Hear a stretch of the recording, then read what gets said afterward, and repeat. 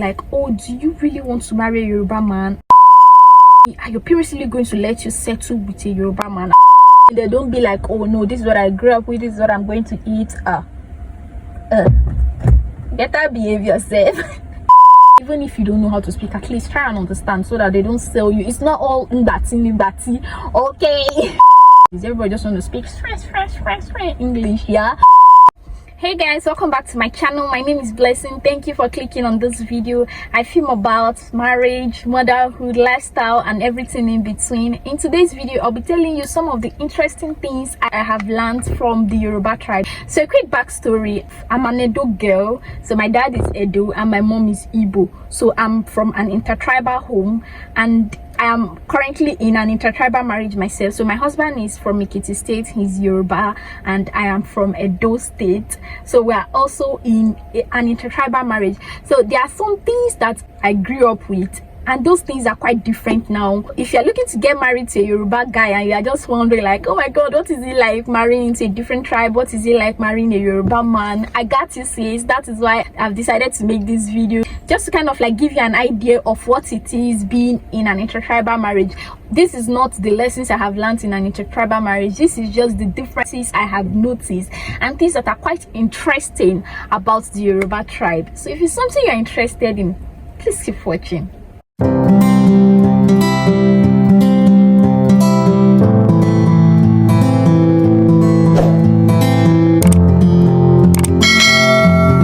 First of all, there's this stereotype of a Yoruba demon, and people do not want to marry Yorubas because of this idea that some of them are Yoruba demons. So a Yoruba demon is literally a guy that is matured enough to get married but is not looking to settle down because he is more like a player or somebody that does not really want to have any serious commitment with any lady. So he may sort of have different ladies he's seeing at the same time. He's more like a player per se, a typical player. So just picture a Yoruba guy at an Owambe with his white agbada and his fila, that's his cap.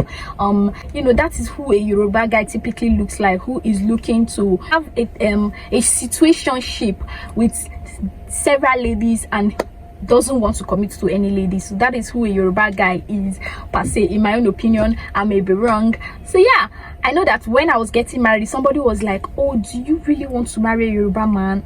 Like, someone else told me, are your parents really going to let you settle with a Yoruba man? I'm like, what is the big deal about this Yoruba tribe? If you are wondering what is it like marrying a Yoruba tribe, of course it depends based on the family. Definitely it depends, but I'm just going to give you based on my own opinion, and I hope you learn a thing or two from it. So without further ado, without rambling too much, let's get started. So the first thing I'm going to talk about is respect. Yes, in the Yoruba tribe, respect is a big deal. I'm sure you'd have heard that by now.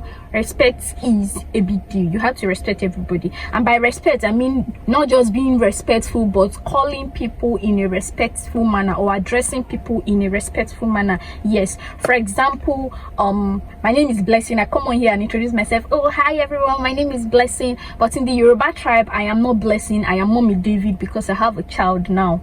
I don't know if you understand. So people naturally now address me as Mommy David. Yes, so if you meet somebody in the house and the person has a child, you typically address the person by the child's name, just like you address me, Mommy David. And where I come from, that is really not the case, because I grew up addressing my aunties, even though they have kids. I grew up addressing them as, oh, auntie this, uncle this, cousin this. Everybody is addressed based on the relationship we have with them. That is how I grew up, and we didn't find any offense calling people by that name. Like, even if you call them that name, they don't feel offended. It's a thing. Like, that's just how we grew up. In the Yoruba tribe, you don't call people by their names. Like, you just don't do that, okay? You don't do that. So if you want to address somebody, you address the person based on the child's name. Even if the person is younger than you and the person doesn't have a child, you cannot call the person. Even if the person is like 6 years old and you met the person in that house, you cannot call the person by his name. So you have to look for a nickname to call that person. I learned it during counseling. I remember my pastor told me once that, oh, Blessing, you know that you're going into a Yoruba tribe, they don't call people by their name. I'm like, really? He was like, oh, even if the person is like 2 years old, you have to look for one nickname or something. I remember he said something like Upelenge. I'm like, you say? I was like, oh wow, I was surprised. He was like, no, you don't call people by their name no matter the person's age, because that person is going to grow up someday and you cannot start calling that person by his name because you are a wife, you were married into the family. I'm like, anyway, so don't call people by their names. It is a form of respect. It's just something the Yorubas do, and I think it's okay. I mean, I don't have an issue with it, but there's this controversy, there's this like mystery I need you guys to help me unravel. I don't understand it. So imagine you're not calling people by their name and you're calling somebody, for example, Mommy Tope. Mind you, what if Tope is older than me and ideally I should call her Auntie Tope in real life, and she's older than me? Should I call her mom Mommy Auntie Tope, or Grandma Auntie Tope, or Grandma Tope? Like, it is so confusing. That is one. I don't know how to address somebody in such situation. Okay, so what I do to play safe, or what I've been doing to play safe in this first scenario, is that I'll just refer to the person as mommy or grandma per se. I would not really mention the child's name because I don't want to sound disrespectful to the child, because I'm not supposed to call the child by her name. I'm supposed to call her Auntie Tope. Remember, she's older than me. This is not a case of finding a nickname for her because she's not younger than I am. She's older than I am. So I'm going to call the mommy per se. Like, I would not mention the child's name. So imagine there are two children. So there's Tope and there's Tayo, two different children with two different mommies, and the mommies are, I'm talking about the two mommies. How do I say Mommy Tope and Mommy Tayo? Tayo and Tope are not my mates, they're older than me. So do I say Mommy Auntie Tope and Mommy Auntie Tayo? Or, like, I used to think about this. I don't know how I'm going to address the mommies in such a situation. So let me know in the comment section if you have an idea of how to handle this, because honestly, you're gonna not know. I have no idea. I'm still learning, of course. So leading me to point number 2. The next point is food. Food. Okay, first of all, growing up as a typical Edo/Igbo girl that I am, we serve visitors in the same plate with our parents. So for example, my uncle comes to visit my dad, comes to visit us, he's going to eat from the same plate with my dad. Correct me if I'm wrong, but that is how I grew up. It just shows that there's this closeness, there's this bond, we are welcoming them, we love them. That is just how it is. So they eat from the same plate. But now in the Yoruba tribe, you don't serve people in the same plate. They don't eat in the same plate, even if they are siblings. Everybody eats in different plates. I remember the first time this happened. I was serving food in the kitchen. My husband came and was like, oh, where's the other person's food? I'm like, this one is for both of them. I was like, no, you don't do that. You serve people in different plates. I'm like, I didn't know that because I grew up eating from the same plate as my siblings, and my parents grew up eating from the same plates. Like, there's really no big deal for us. It shows that we love you. In fact, if you come to our house and you're served in a different plate, then maybe you're just a church member or an acquaintance, or you're not that close. But if you're a family, you'll be served in the same plate. It just shows that we love you. There's this bond between us. Do you get? Now that I'm a Yoruba lady, I've learned that you don't serve people in the same plate. You can eat on the same table, but not from the same plate. Okay? Yeah. So moving on, let me say hospitality. Growing up, we used to serve people whatever it is we have at home. Yes, so if you come to our house and we have spaghetti, you eat spaghetti. If you come, we have rice, you eat rice. Whatever it is we have is what we're going to serve you. Like, most times when visitors come to the house, we usually prepare rice. Rice used to be the welcoming food or the welcoming meal. You know, Christmas period, we prepare rice. Like, rice used to be the best food then. But now that I'm in a Yoruba house, like, whenever a visitor is coming to your house, the go-to food is not rice. The go-to food is inyo. Yes, pounded yam. I remember someone calling me aside one day, and the person was like, oh, in this tribe we don't eat rice that much. We concentrate on swallow, inyo, pounded yam. That is what inyo is. In case you're wondering what inyo is pounded yam. So I'll just categorize it as swallow per se. So yes, it wasn't like that growing up for me. Like, when visitors are coming to the house, it's typically rice or whatever it is that we have at home is what we serve the visitor. But no, that is not the case now. whenever a visitor is coming to your house, especially if it's an elderly person or a family member, the typical food is usually inyo. Yeah. Still on the issue of food, growing up I was used to cooking Igbo soups, ofaku, folubu, or house soup, you know, that kind of food, because my mom is Igbo. So that's what I was used to, you know, egusi, okra, ogbono, Igbo soups. So marrying into a Yoruba tribe, I noticed things are different. Of course, we are from different tribes and I expect things to be different. So I remember during the first few weeks of our marriage, I told my husband, I was asking him, so do you know ofaku?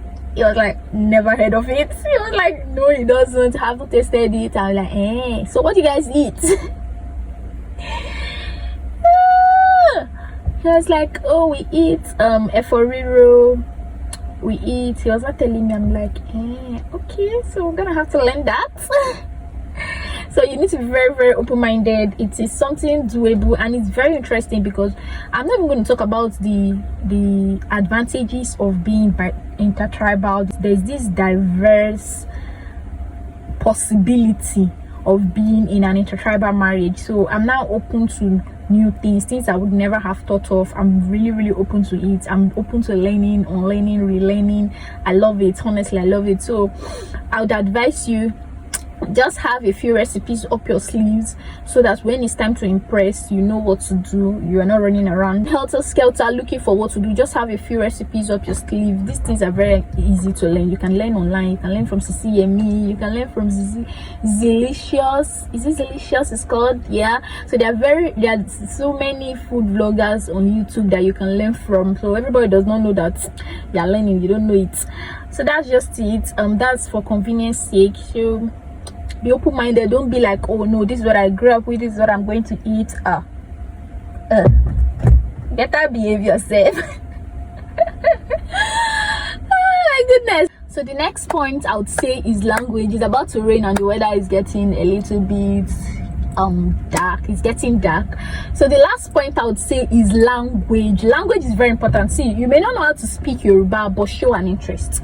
Yes, show interest so that you are interested in learning. Just show interest that you are willing to learn how to speak the language. So growing up, I did not really know how to speak Yoruba at all. Like, my parents are not Yoruba, so I have really, really wanted to learn Yoruba since I was in secondary school. But you know, there are some people that have that gift of knowing how to speak several languages. I have a friend, that person can speak Igbo, Yoruba, Hausa, Ijo, like different tribes, they know how to speak. But some people, it just don't come naturally to us, and I'm in that category. So I don't really know how to speak languages, although I try, but it just sounds a bit awkward whenever I speak.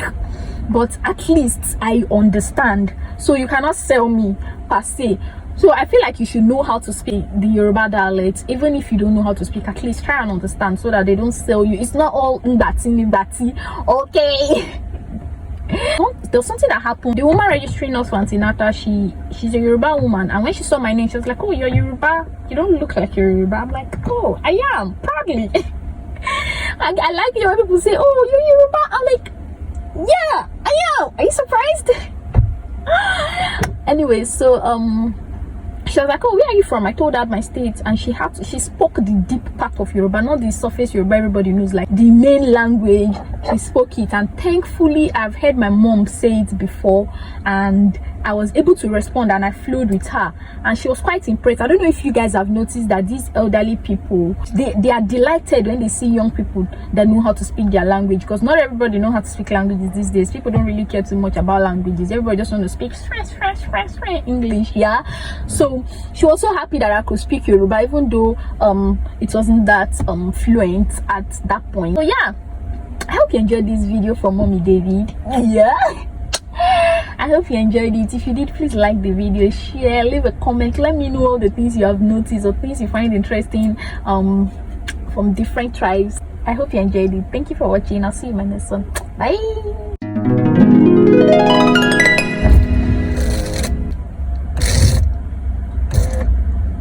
Yes, sir. How can I help you? Yes, sir. So I should return this, right? Yes, please.